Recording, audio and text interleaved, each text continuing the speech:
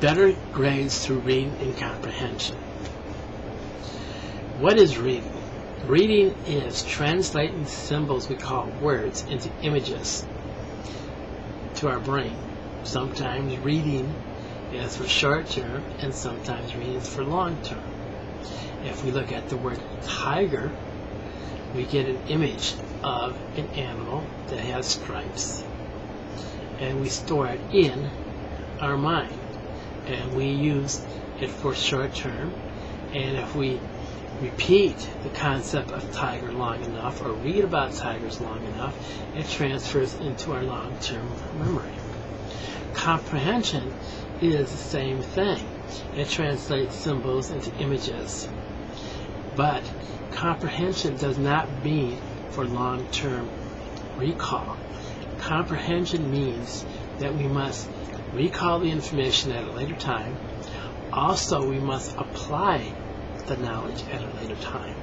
Say if we went safari hunting and we saw a black animal that had 4 legs, we would get confused with a tiger. A panther and a tiger are 2 different things, but the same species.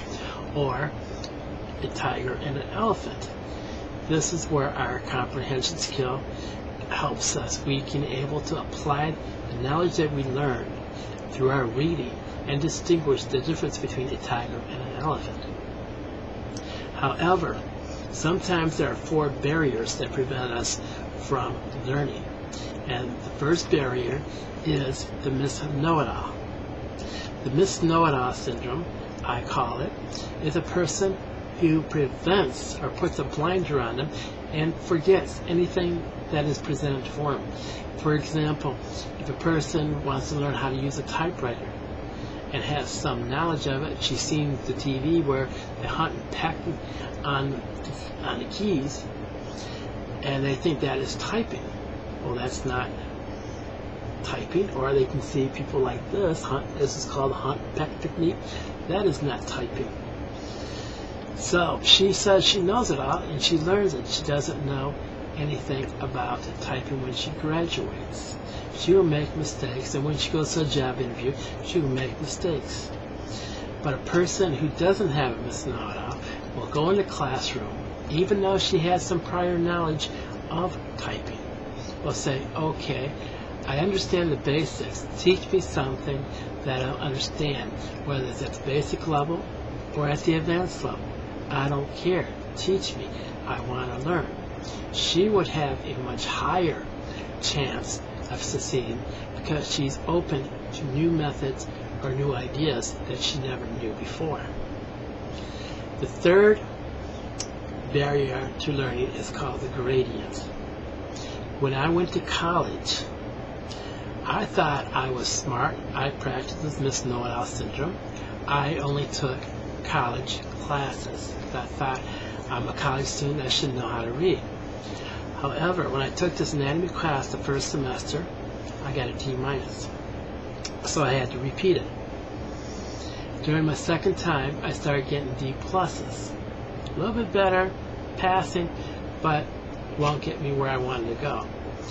Until one day I saw the student in the weight room that had a similar class that I was having, but a different text. She was taking a non-credited college course. And I looked at her book. It had definitions. It had pronunciations. It had much more diagrams, and they were labeled. And I could understand the whole text a lot easier. So I went to the bookstore. I purchased the book. I started reading it in conjunction with the college text. And then for the next 3 exams, I scored an A. On the 4th exam, my instructor was kind of curious because he was watching me like a hawk, make me feel uncomfortable because he thought I was cheating. How can somebody in the previous year get a D-, come in here, get a D average, and suddenly, with no reason, start getting A's? That's unheard of. So he thought I was cheating. And he asked me later after the exam what happened. What did I do differently? I told him that I was reading at the wrong gradient. I was reading at a college level, which I didn't understand, so I digressed back to a lower level. which I can understand the material and apply it. That's how come I got an A. The fourth barrier is called the MUs, or misunderstood words. Now, if I ask you to tell me what a bat is, what would you tell me? You would either tell me that it is a long stick used in baseball, or you would tell me it's a bird that hangs upside down in caves. If I ask you what a batter is, you would tell me a similar thing. A batter is a baseball player with a stick in his hand ready to hit a ball. However, I wasn't even talking about that or thinking about that batter. I was thinking about a bowl with flour and water and a spoon going around to make pancakes, hot cakes, bread, or whatever. Those are different things.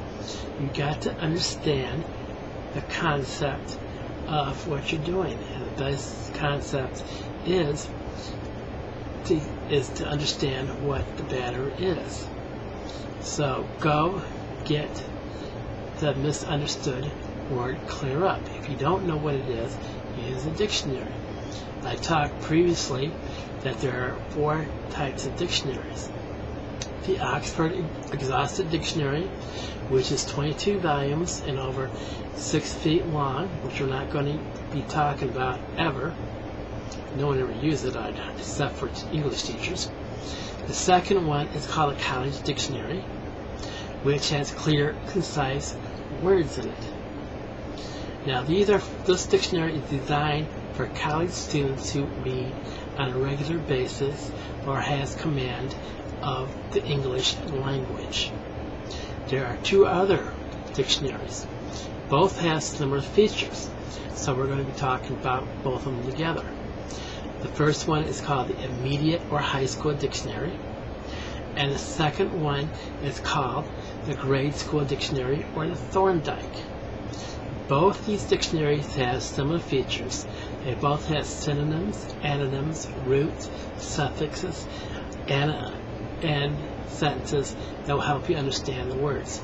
And each definition is clear and understandable. You don't have to look up words inside these dictionaries to understand the dictionaries like you did with college dictionaries. These dictionaries is for people who don't read on a regular basis or who are learning to read. So that's the barriers of reading comprehension.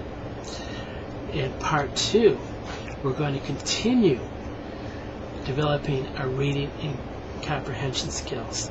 So check in tomorrow for part 2 of better grades through reading and comprehension.